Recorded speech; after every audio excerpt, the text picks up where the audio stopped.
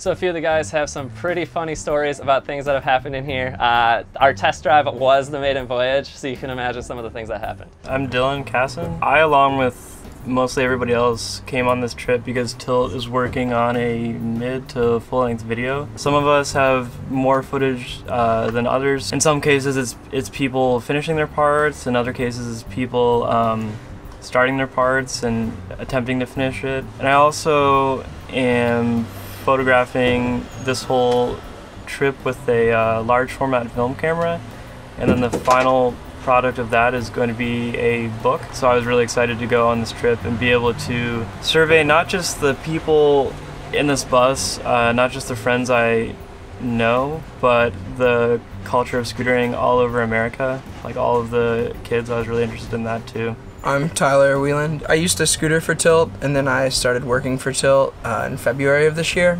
And Colin kind of tasked me to mostly plan the route for the trip and get a lot of the logistics down and just make sure that it runs smoothly for the most part, and plan like ride days and other things like that. So the trip is kind of, I guess, it's like pretty personal to me, knowing that I was like planning something that wasn't like about myself. It was about like other people and making sure that it's you know, something that everyone can enjoy and go do. So that's kind of been my role on the trip, and as well as to just hang out and have fun with everyone. I'm Tonkinville Haug. I just came because Tyler's here. That's it. No, but I don't know. Colin just called me and asked me if I wanted to drive this thing around for, what, like 6 weeks, 7 weeks, something crazy like that. And it seemed like a super crazy opportunity, so why not? And then finish a video part. That's really it. My name's Josh Smuckle. I'm the filmer on the trip.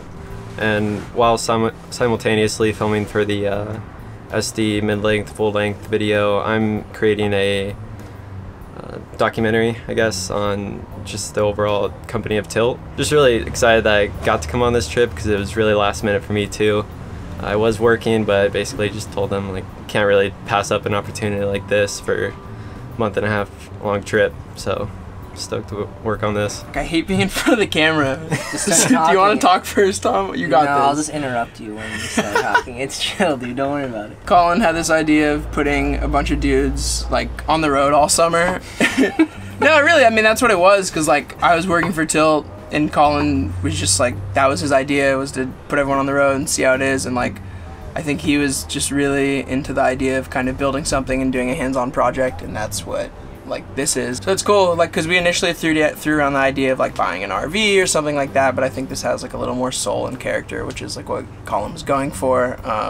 But with that soul and character comes a lot of different unfinished parts. But it'll all go now. We showed up to Grand Rapids and there was none of this was here. Like, the walls weren't in, the roof wasn't in, the interior was just like the beds had like a rough layout, and then like the closet wasn't in, like it was just like there was nothing. There was just like sawdust everywhere. And that was on like Monday afternoon, and then on Sunday we left. So in that time there was kind of all the finishing touches. Tom did a bunch of the wiring and all the science things that no one else could understand.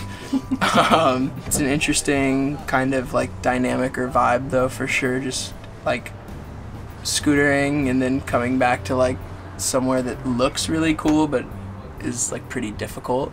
Yeah, you know, there's still some kinks, but it's hot. I'm sure everyone else will mention that. I've only driven it for like an hour collectively, but it's fun as hell to drive.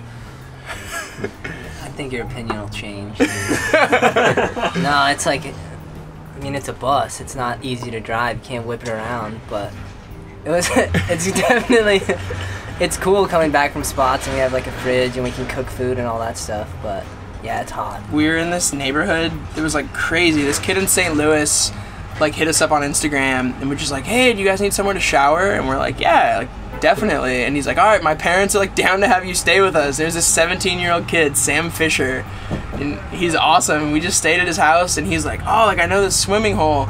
And it was like this crazy housing community that had like a pond in the middle that you could just like swim in freely.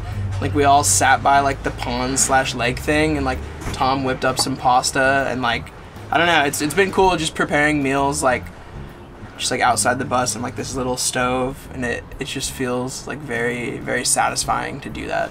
Yeah. Instead of like I don't People just know. give you the craziest looks while you're cooking on a camp stove on like the sidewalk in a city. Like, what the heck is going on? The only thing I can touch on is just documenting the whole trip, and it's a different technique as far as filming on the bus and outside when we're filming whatever. Like here, because it's so shaky, like thank God for stabilizers, because I'm just like just shaking the camera the whole time, and that's just natural from it. So I guess it gives it that look, but it's been hard to do that while on the road. Who wants to talk about the water pouring through? Yeah, it was kind of like a leaky submarine in here the first when the first rainstorm hit. We had like water pouring through the ceiling and we were like trying to catch it and like bail it out, but there's nowhere for it to go. And then we stopped at a Home Depot and like started putting silicone in all of the holes in the roof to like stop it from leaking. And we still have some leaks, but you mostly stay dry other than your own sweat because it's so hot in here. Other than that, it's pretty good. Yeah, there's been a couple like funny. The first couple nights we just stopped in like truck stops, and it was just funny like seeing all the truckers are just our boys. These are brothers. Like we roll up and everyone's like, "Oh, it's our boys!" We're in the Diesel Brotherhood now. Yeah, we're officially part of the Diesel Brotherhood. I'm Chris. I'm Christian. And we worked on this bus for about 2 months, on and off. Just wanted to show you a bunch of the stuff that Colin made us do, which really sucked. Yeah. Basically, when we got it, it was just like a normal school bus that you would see like rolling down the road. All these rivets all had to be taken out. As you can tell, there's a section right here that I screwed up at. I wasn't supposed to take these bottom ones out, but the top ones all had to be punched, and it was the whole entire bus on the outside, the inside. About how many rivets do you think you had to take out?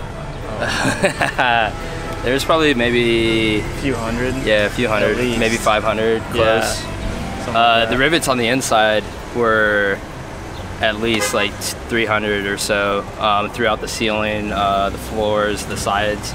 The whole entire inside of the bus had metal sheeting that just covered it all too, so Yeah. it was just chaos getting all that out. This box kind of sucked because we had to cut the hole, or cut the lines, but in order to cut it, you had to go from the inside, and it's dark underneath the bus, so it's hard to even see. So you're like blasting a bright light that's making you super hot in a warehouse that has no AC, and then you're cutting the side, and the bus isn't level either, so you're trying to figure out like how to make it flush. So then you lift up this huge box with jack stands, and Probably then, like 50 or 60 pounds alone. Yeah. Or more. yeah, and you like lift it up, measure, draw a line, try to cut it, measure again, realize you screwed up, cut it, Yeah. and then you jack it back up again, and then we had to drill holes in from the inside and hold it together. So the rims needed to be grinded out. They were all rusted together and whatnot. So just like small, stupid tasks just ended up taking much longer than it should have. When Colin was cutting the holes for all these windows, they ended up taking, I think, 4 or 5 like blades just to Yeah. cut it. It was ridiculous. Yeah. Like every single time we were running to Home Depot, I ran to Home Depot 4 times in one day. It was so insane. We just kept forgetting stuff or breaking stuff, and it was just like, it's a 20-minute drive to get to Home Depot, so it's not fun. But it was fun. Yeah.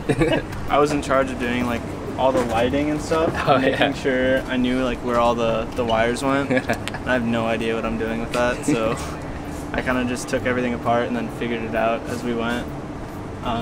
And then actually we turned on the bus and like first try they were all good. Heck yeah. I don't know how that worked. Yeah, I saw your diagram, and it was like, I don't know if these bolts go to, this light is Yeah. broken. This Yeah, I one- was like, these are some random bolts to something. We'll figure it out. How many cans of paint did we go through? Oh, for priming, I think we went through like 30 like spray cans, maybe 40 of like just primer. Yeah.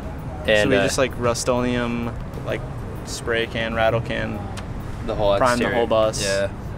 And that took, oh man, that took a few hours or something. We had Yeah. to wait in between coats, like sand in between each coat, just to make sure it was like really proper. Yeah, Joe, he was a painter before he came to Tilt, and we were like, hey, guess what? You get to paint a bus. Yeah. So he was Something we painting. didn't sign up for. Yeah, he was painting the whole bus, and his finger was like completely numb. After that weekend, me and Colin came in, and we like created this crappy. Well, I guess everyone else kind of came in and created this crappy spray booth that blocked off like the rest of our products and like our work area. A couple people dipped out, and then it was just me and Colin. We were just generator running, blasting paint all over this bus, and it turned like into the that 70s show where they're smoking weed in that room.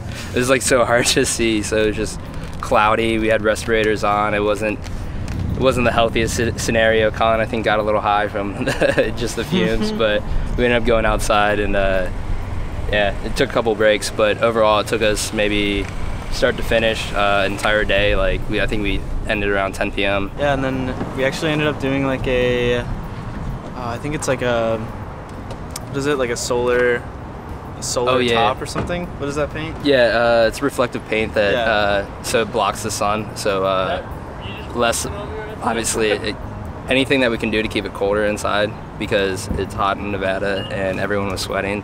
So if we didn't have that, it would have been way worse. But yeah, I think it makes the inside of the bus like 10 degrees cooler than what it is outside, just because it reflects the sunlight and everything. Yeah. So yeah, that's just one of Colin's genius ideas that he comes up with. Yeah. He kind of comes up with random stuff out of nowhere, and it's usually like really smart. Yeah, like the table inside, like dropping it from the ceiling. Yeah, it's crazy.